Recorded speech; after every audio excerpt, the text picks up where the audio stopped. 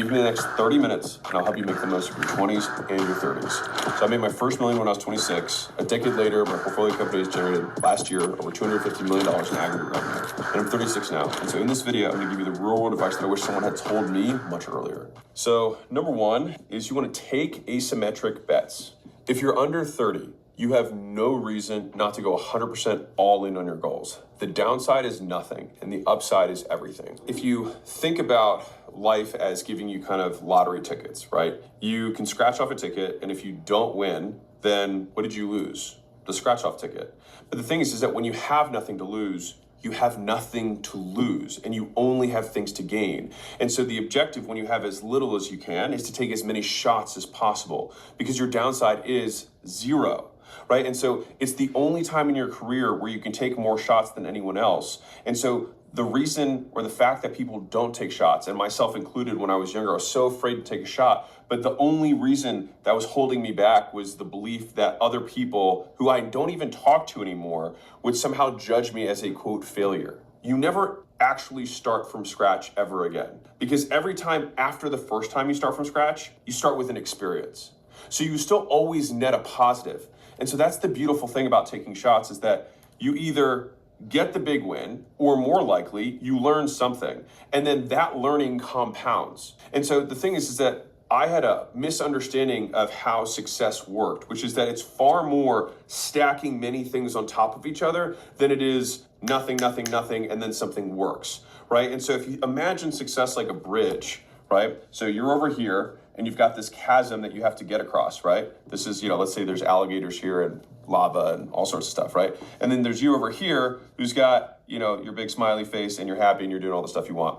The thing is that I thought that I just kept wanting to jump over this gap over and over again and think like, if I just jumped hard enough, or if I had the right opportunity, that's what would do it. But more likely than not, it's really like you install these bricks on the path and you keep walking and it's like, okay, well, I fall here. Okay, well, I'll fix this one later. And then you take and then you start again and then you fall here and then you fix this and you keep going and then you fall here and then you fix this. And then all of a sudden you make it all the way across. And that's what it looks like or what the experience of kind of becoming the overnight success is. And that's why so many people talk about it, where it doesn't happen at all and then it happens all at once. It's not that it happens all at once. The actual outcome of getting a system to work all the way through, that is binary. But the process of building the system is actually very linear.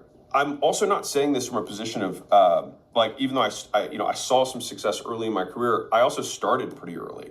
And so I had 9 failed businesses, 9, before I had one that really worked.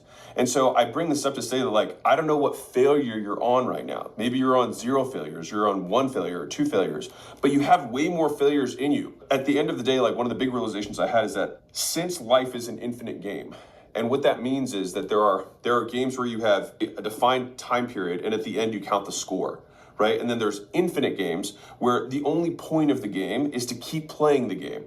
And so the point of marriage is not to get married, it's to stay married. The point of health is not to get healthy, it's to stay healthy. And the point of business is not to get into business, but to stay in business. And so basically the only thing that you have to do to stay in business is to choose to continue to fight. And so once you realize that, then you realize that you become a success the moment you decide you are, because being successful is far more about being in the game, about being in the arena.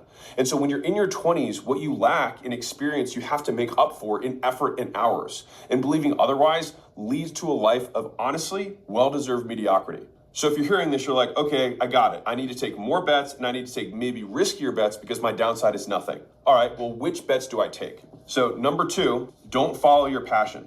So passion is vague. And so it's very difficult to say, I like this thing more than this thing. But what you can say is I'm better at this than that. And so passion usually then comes from competence, not creates competence. And so we usually like things that we get good at rather than getting good at things that we like. Right? And so this is the thing that I think confuses a lot of people. And so the other flip side of this is that enjoying something doesn't even guarantee that you're good at it or that you're gonna be able to make money from it.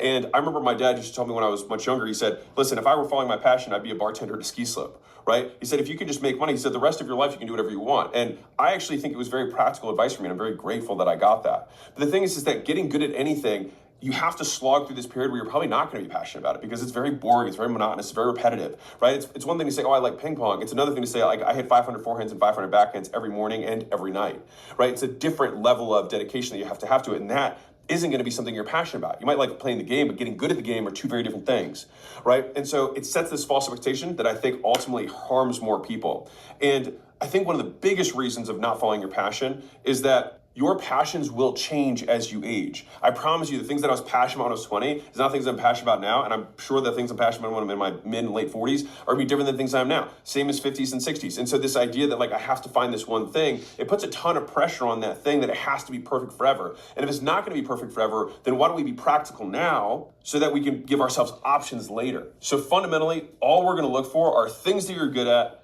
that people already spend money on, because that creates a very high likelihood outcome of you creating something that you can exchange in the marketplace.